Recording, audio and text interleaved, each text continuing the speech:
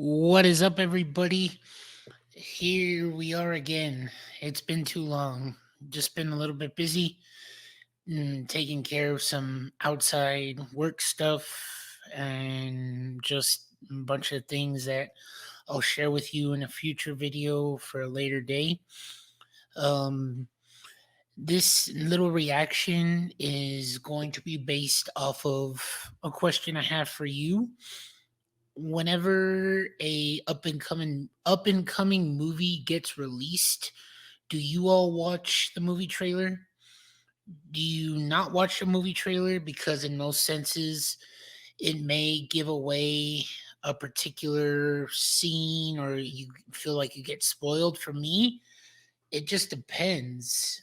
I kind of like it to get me hyped up, and pretty much it ends up just hyping me up in the sense of I'm gonna it's gonna hype me up in the sense of that I'm excited for it. But in most cases I kind of feel that if it comes out, it comes out. Or I don't know if you know anybody, but I hear online that a particular trailer that may come out online, someone doesn't want to see it because I feel like it's going to spoil the movie. And in most cases, it does, i.e., if you've ever seen Batman versus Superman Dawn of Justice, spoiler alert, it does spoil a particular moment in the movie. And it's fair game. It's pretty much, it's, I would say, trailers are more to present to you, of present to the casual moviegoers, because for, as you kind of see in this little image right here, you're gonna see, and I'll explain of what this video is, what we'll react to together here, is they try to just attract the other people and things like that. So by all means, what we're about to watch, the gentleman that's doing this video is Eric Voss. I would say check out New Rockstars or his channel, The Deep Dive. He's starting to go into detail and more specifics of leading up to movies, Easter eggs, and things like that. This dude speaks very fast, and trust me, I follow him just to reanalyze or rethink certain specific movies. So here in this episode, he's talking about, dude, are we exposed too much to trailers and things like that? So we're gonna watch this together, and pretty much let's see what you all think when it comes to movie trailers. Here we go.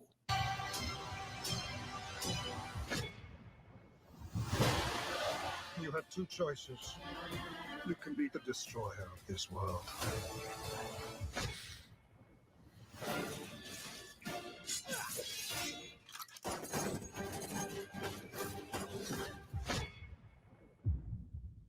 Thought we wouldn't notice, but we did. Hollywood used these shots in trailers to get us to buy tickets, and then when we showed up expecting to see Hulk's jungle jog on the big screen, nope. Why does this happen? I'm Eric Voss, and this is The Deep Dive. In this video, instead of diving deep into one movie, I will be conducting an investigation. Today's episode, how to know when trailers are lying. I love movie trailers. I've analyzed hundreds of them. Trailers have evolved from simple sales pitches to really the first peak of a narrative roller coaster that lasts months of our lives. We now expect a trailer to be a transparent promise of a movie's premise and spectacle that doesn't spoil too much of the plot and works artistically as a short film in its own right. But like all advertising, trailers use deception. Actually, last year I broke down the 4 types of trailer deception. When a trailer shot intended to be a movie actually ends up deleted from the final cut during post-production, when trailer shots are altered with VFX to prevent plot spoilers, when shots are presented out of context to create tonal misdirects, and when studios use glamour shots never actually intended to be in the film's final cut in order to entice viewers. This was the case with the shot of Iron Man and Spider-Man gliding side by side in a trailer for 27. Let me just pause it right here. And to some of my more film fanatics, does that upset you in any way, where the trailer gives you the deception, but it was leading up to a specific thing, and or does you're like you just don't care, you just want to know that certain plot A and B is going to be in this movie and you're still going to be excited or end up not liking the movie. So give me your thoughts in the comments below. Let's continue.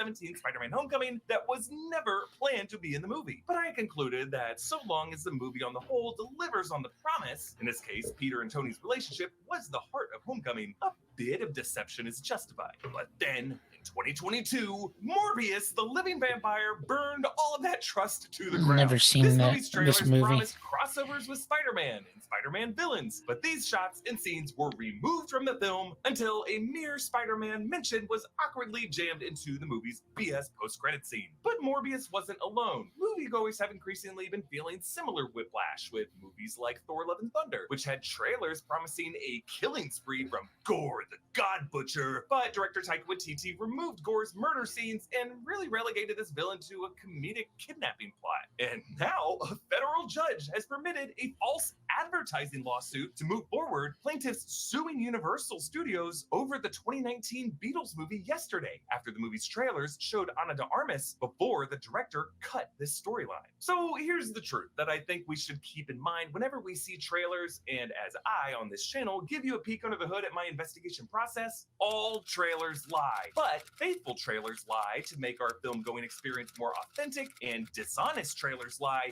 to hide uncertainties that the studio has about the project. Good trailers are like... I'm going to pause it again for a second here. Would you be willing to do, and I don't know if you all heard of this, there was actually people that went to sue a movie studio for lying in a trailer? For me, I just feel like besides a movie trailer itself, whether or not the movie was good overall, then I'll be like, the trailer didn't really matter. Or as I brought up Batman versus Superman, it ended up spoiling a certain moment at the end of the movie. So I don't know. I think it's a little bit drastic, but everybody's entitled to what they want once they experience a movie. So let's keep going. Magicians who use misdirection to make you feel rewarded at the end of the show. Bad trailers are like 3-card Monty scam artists who use misdirection to steal your 20 bucks. So how do we know if investing our time and money into a movie will be worth it? Well, to make these smart financial decisions for ourselves, we really must know how trailers have evolved over time, how they're crafted, and the competing ways studios and audience think about them. So why are they even called trailers? Well, it's because the idea of exhibiting trailers started in 1913 when a cinema advertising manager named Nils Granlund produced a short film for the Marcus Loew theater chain promoting a Broadway musical called The Pleasure Seekers. Then in 1914, Granlund did the same for a Charlie Chaplin film, and we were off to the races. But these promos would play after the main feature, trailing it, and thus these were called trailers. Problem was, audiences would often leave when the movie ended, so the theater managers started to roll these before the main features, but the name trailers stuck. Later on in the 1960s, Stanley Kubrick reconceived this process after seeing a Canadian short film called Very Nice, Very Nice. And he cut a trailer for his film, Dr. Strangelove, in a similar fast-paced montage style. And that completely changed the game. Trailers began using suspenseful narration and scoring, like the trailer for Steven Spielberg's Jaws. There is a creature alive today who has survived millions of years of evolution without change, without passion. And they're not even showing the shark. Universal's teaser for Jurassic Park in 1993 didn't include any footage from the movie whatsoever. The first discovery was made in the spring of 1990. And Steven Spielberg didn't even tease a dinosaur. Containing the fossilized remains of a prehistoric mosquito. I grew up in the 1990s when it seemed like every trailer was narrated by Don LaFontaine. This time, there are two. Terminator 2. Trailer voice movie guy. The perfect enemy comes to life. Until 1998, when a trailer for Star Wars The Phantom Menace was so popular, fans would actually buy tickets to screenings of Meet Joe Black and then leave right after that Star Wars trailer played in the previews. Now, this trailer was simply a montage of film shots, John Williams' score, of course, and text, and it has more or less been the popular format used from here forward. But this also created an expectation that for genre movies, major franchises like Star Wars, what we see in the trailer imagery will be what we see in the final movie, inviting more and more fans and scrutiny. Now, meanwhile, an art house style of trailer editing grew in popularity from editors like Mark Woolen, who cut a trailer for the 2006 film Little Children, cut to the sounds of a coming train. Woolen's also the guy who edited the amazing trailer for the 2010 film The Social Network, using the music of a Swedish girls choir covering Radiohead's Creep over close-ups of the Facebook website. What's interesting, though, is neither this song nor these shots were used anywhere in the film. Nowadays, trailers tend to be montages of film footage cut to some iconic song. Many of the big ones that you've seen, and ones that I've broken down on the new Rockstars channel, have been edited by guys like Andrew Hagley, who works in Disney's promotion department. He worked on the teaser trailers for Black Panther Wakanda Forever, Shang-Chi, Eternals, The Mandalorian, and I really love something Andrew told Kevin Smith and Mark Bernardin on their Fat Man Beyond podcast about his creative approach to editing teaser trailers. I like to think of trailers as especially teaser trailers, which are more mood building. If you watched a movie and then you fell asleep and you had a dream about it, the trailer's the dream you had. So Andrew draws an important distinction between the teaser phase and the trailer phase of a film's marketing life cycle. 4 to 5 months before a film's release comes the... Before he continues, I see a teaser as the appetite, or the teaser is a little taste of an appetizer. Then the trailer becomes more of the full-on, you're eating more of that appetizer, and then the film becomes the full-on entree.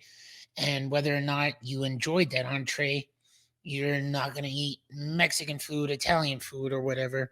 And pretty much you go from there in that sense. So let's hear him out more. Teaser, which introduces the tone, the theme, the principal characters, but it's really mostly about making an impression. Then, 2 to 3 months before release, an official trailer, which reveals more of the world and the plot and appeals to the 4 quadrants. That refers to men and women under and over 25 years old. Then, about 6 weeks to 1 month before a movie's release, the tickets on sale trailer, which really showcases the movie's fireworks, because they really got to make the sales pitch that this movie's going to be worth your money. And then this kicks off a final month countdown of weekly and daily promos and TV spots. These often include some spoilers. Now, there's an old Hollywood saying that a film is really written 3 times. Written on the page, and then rewritten as you shoot it on set, and then rewritten one final time as you edit it. Sometimes they add a 4th time when a movie is cast. But this idea of rewriting a movie as you edit it is especially true for Marvel Studios, which is known for taking its films through several rounds of reshoots, and then the final version of the film is only locked in during the final weeks of post-production. Actually, the post-credit scene for 2012's Avengers was shot just a week before the release, after the movie's official Hollywood premiere. This was after the point that Chris Evans started growing a beard for his next movie role of Snowpiercer, which is why in that shot you can see him covering his face. And so often, footage shown back in those early teasers later changes or just gets removed from the final cut of the movie. That was definitely the case with the infamous Hulk running shot in that Infinity War trailer. The producers totally intended Bruce to Hulk out in the final battle of that film, but late in production they decided that Bruce's successful Hulk out would have been too much of a victory for the movie's downer ending. But still,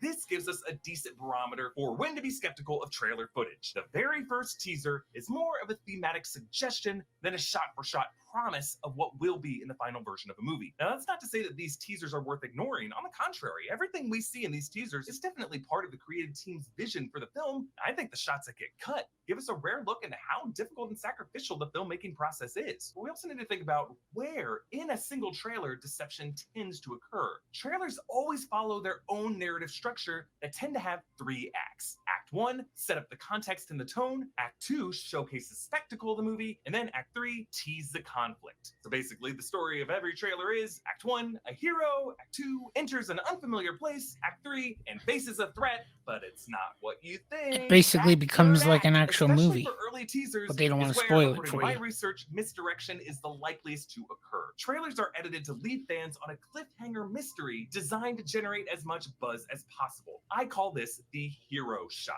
Usually this hero shot comes right before or right after the final title reveal. The Hulk Avengers running hero shot was at the end of that first Infinity War teaser. The second Infinity War trailer ended with a hero shot of Cap holding back Thanos, but the VFX artist actually scrubbed 2 of the Infinity Stones out of the gauntlet to keep it a mystery how many stones Thanos would acquire in this movie. That Spider-Man Iron Man hero shot was at the end of the first Homecoming teaser. The Spider-Man No Way Home second trailer ended with that hero shot of Peter swinging across the Statue of Liberty, which of course had been VFX scrubbed to remove the other two Peters. The teaser for Star Wars Rogue One and that movie's trailer both ended with hero shots that were removed when that movie's third act was reworked late in production. And the Morbius teaser, the shots of the Spider-Man graffiti and Michael Keaton's cameo came in that trailer's final section. Most of the time, it seems, when these hero shots are changed between the trailer and the release of the film, it is done to try to excite us for the heroics of the scene while extracting the character from a context that might spoil the plot. From the artist's perspective, it is for our benefit, like a magician deliberately misdirecting us so that that prestige hits with greater impact. Get the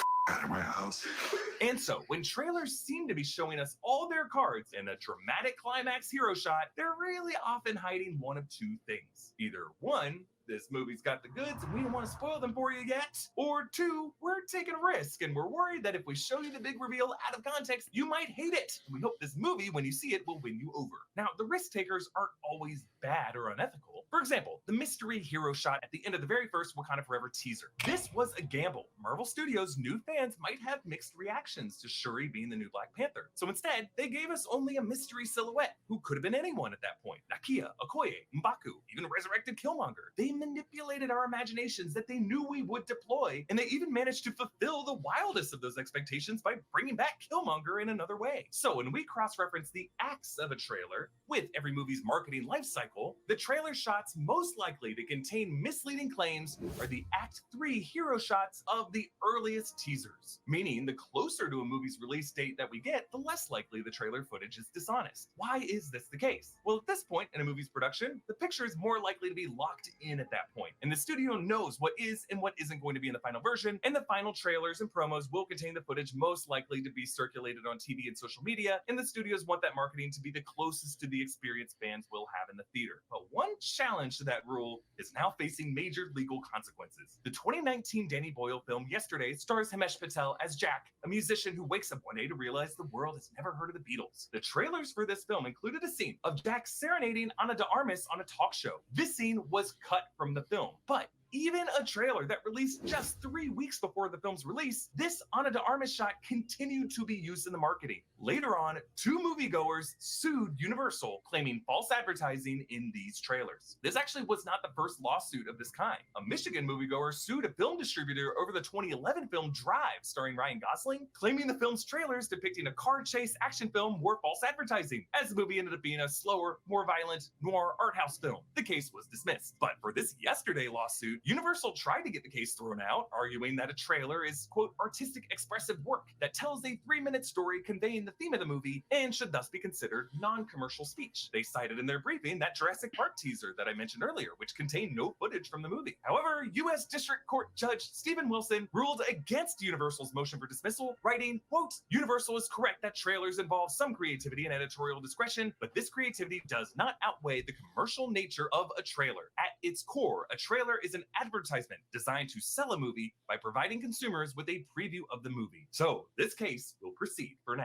In the United States, we have broad protections for artistic speech, but those protections only extend so far to commercial speech, and various states have laws that punish false advertising. When it comes to Hollywood speech, historically the courts have cared more about things like obscenity and are otherwise reluctant to regulate. Many would say because the film industry plays nice with the MPAA, which also reviews trailers for audience suitability. Some nice and green for all audiences, some red band for us sickos. In the unlikely event that all rulings go against Universal and they're all upheld, this would completely change the way trailers are made. If a studio were to use a shot in a trailer or other marketing materials, they would be required to keep those shots unaltered in the theatrical cut of the movie. Are films and their trailers art, which implies a more interpretive experience, or are they transactions in which there is an expectation of exact goods and services delivered? Studios want audiences to see their work as an eclectic tasting menu presented with a flair of mystery, and many of us hungrily sign up for that. But some moviegoers want a straightforward burger that looks exactly as it does on the menu. But if you're the one who just wants a cheeseburger, prepare to be disappointed. disappointed because trailers, at the end of the day, are just deceptive by nature, either by studios hiding their anxieties or just trying to entice us while masking their big twist so that we enjoy the story more. But all expectation management involves withholding some information. So how do we know when a trailer is lying? Well, that final hero shot of the first teaser, very good chance something's up with it. But how do we know when the deception is worth it? Well, a good rule of thumb in my experience, if it looks like something was taken out of a shot or covered up, they probably got the goods. But if it looks like something was put in or they're showing us way too much, they're probably compensating for something. So this investigator's advice is don't treat movies like fast food and savor the mystery. Movie trailers delight in being Schrodinger's boxes where the film inside is simultaneously both a timeless hero and a forgettable imposter. Thank you so much for taking this deep dive investigation with me into movie trailer deception. This deep dive channel plans to continue weekly film deep dives and do investigations like these a little less frequently. But I want to know from you, what meaty media trends would you like me to investigate next? Be sure to check out one of our other in-depth videos that also upload. So thank you, Eric Voss, for providing that extensive content of what it takes in movie trailers itself. And pretty much it's just to leave for interpretation, because to per se that in the sense of, and you probably have seen previous episodes, or if you know me well in person, I tell people that it's not just the people that are behind the scenes of making the movie, including the actors. Once the pre-production, that's the early stages, then the production, then the post-production, it's like 3 stages, and which causes people to literally show this particular art of what it's been made, whether it's sci-fi, action, romantic, animated.